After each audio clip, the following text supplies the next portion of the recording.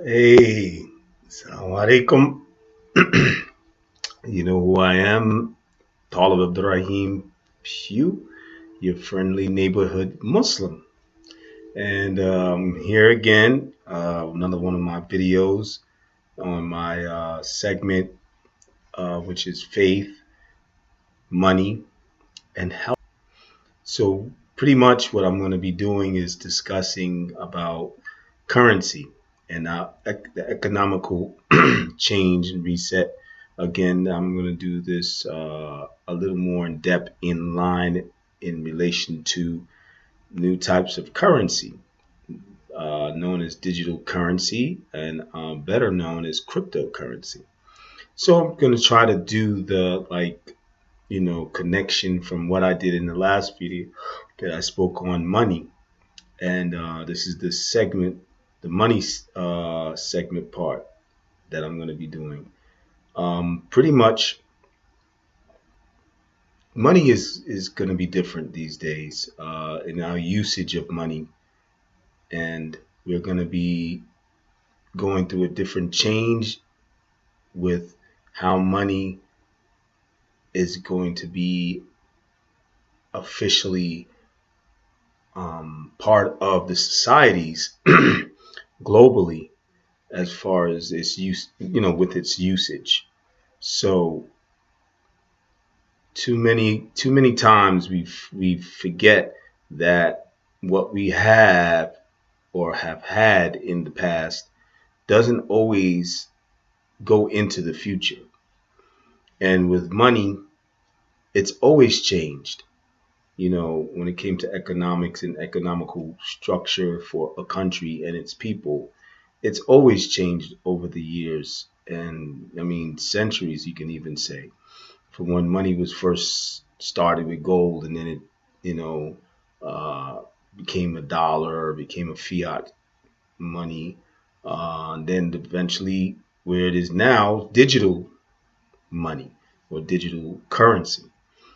Now, with connection with cryptocurrency, is that cryptocurrency is becoming to be widely known and respected. Because at one time they was thinking it was fake money, like monopoly money, or just something that had no value, had no value, no value as far as an asset class or anything like this. That it could not be an asset. It's just something you know that can be used at the time, but then it doesn't have no longevity to last into the future for being able to be used widespread, in many different aspects of society that has to use money as the economical structure, besides value or credit and all that type of stuff, but actual usage of currency. So now, and being that it was developed with a technology that gave it, gives the transactions more transparency, and in the hands, more transparency, more control, and in the hands of the people who are using it, not the people who make it or produce it, being that is called decentralized. And it's a decentralized way of currency, but the technology that I'm going to tell you, if you don't already know, is called blockchain. That technology is the one that actually allowed and gave this type of currency the capabilities of being more in the hands and control of the people who use it. And this is why it's become so mainstream now, as far as the knowledge and people knowing about it globally. Not the majority of a society yet. It hasn't reached that. Some countries, yeah. Some countries, like, you get it, like maybe 50% of the population might be learning about cryptocurrency and the blockchain technology that's behind it, that runs it, especially Bitcoin. And then, as you see here on the the back, my back backdraft or whatever you call it, and then Ethereum backdrop. I'm sorry, I got it, and then Ethereum as well. And it these two, Bitcoin and Ethereum, are the top cryptocurrencies out at this time. There are so many other cryptocurrencies, and people are emerging and bringing and creating their own cryptocurrencies as they become knowledgeable of the technology and they're able to do so.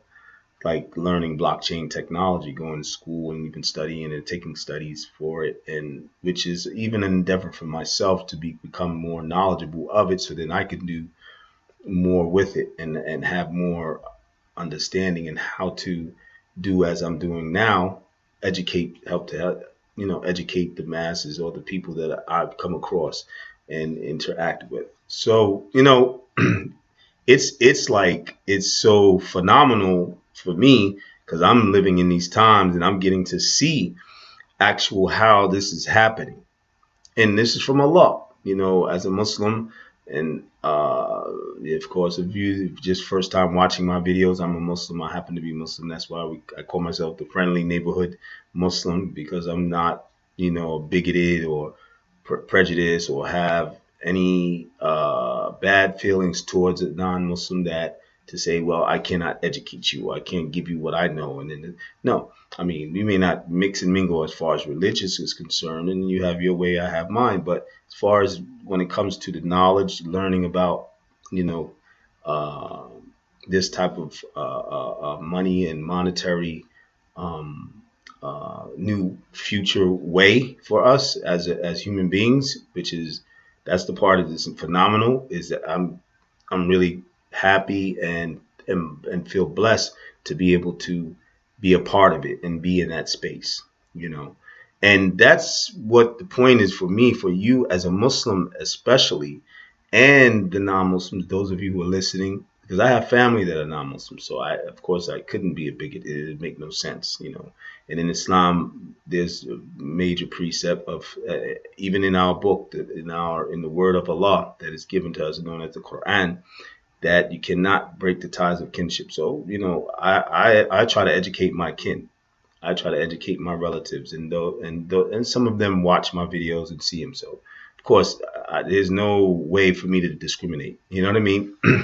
So, but back to the point.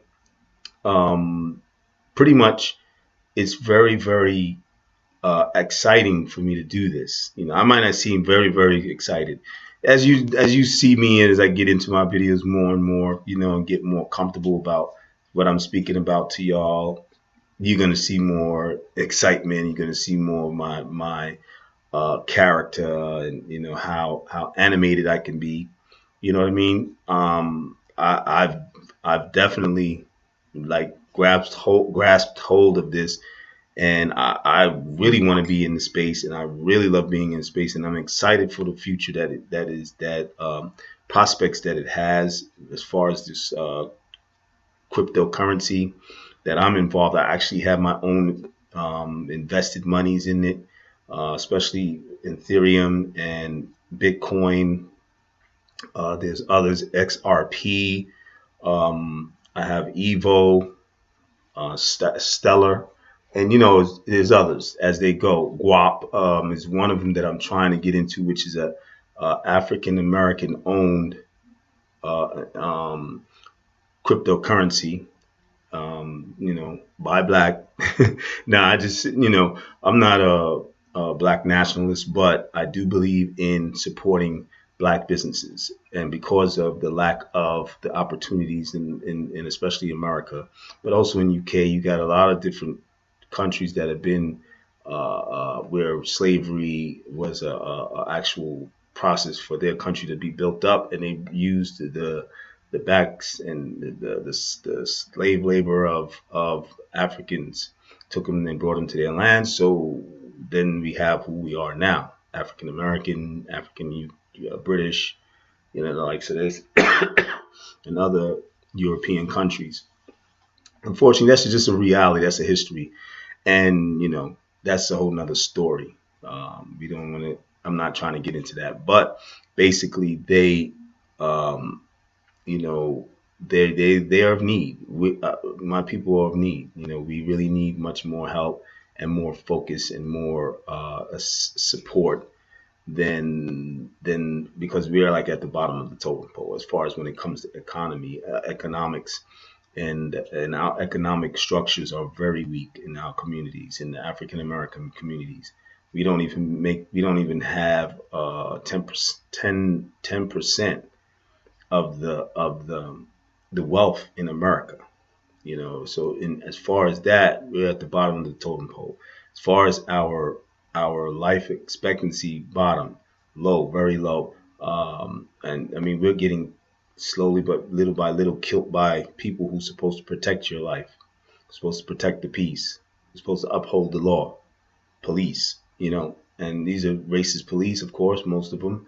Some of them are just police that are afraid, and they feel that because of the stereotype of who we are, they want to do what they do. But back to the point, economically, we are very, very suppressed, and we lack the opportunities. So that's where my belief comes as well. It's not a nationalistic belief. It's just a belief of we need more, and I'm willing to be there. If it was other races as well, I would do the same.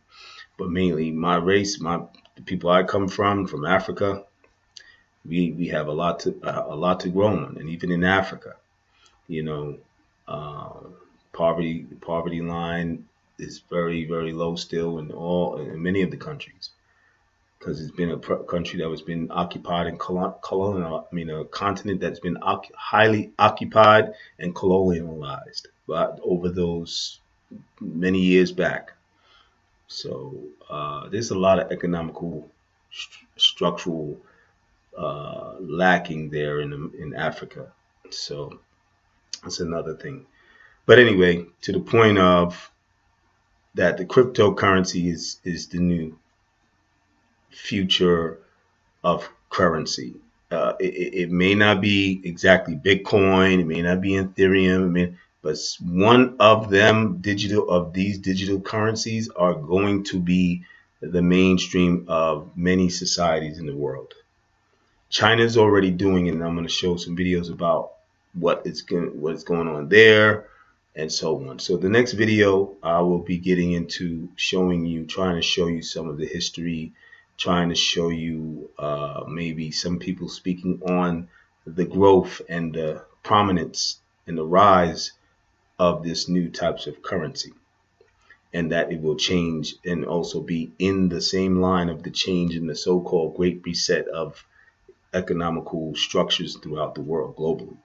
So just listen up, give me some thumbs up if you can, subscribe, and what do they say? What else do they say? Comment, and the whole nine.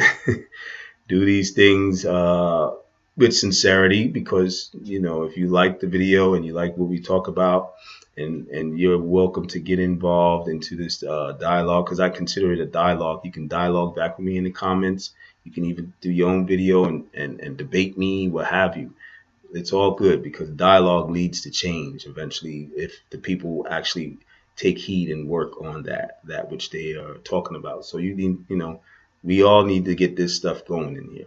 Those of you who don't know about this new currency. So I hope that I have been able to help you, give you some some information that can get you started and get you inspired. All right. So till the next time, in the next video, over and out. Assalamu alaikum wa rahmatullahi wa barakatuh. Thanks.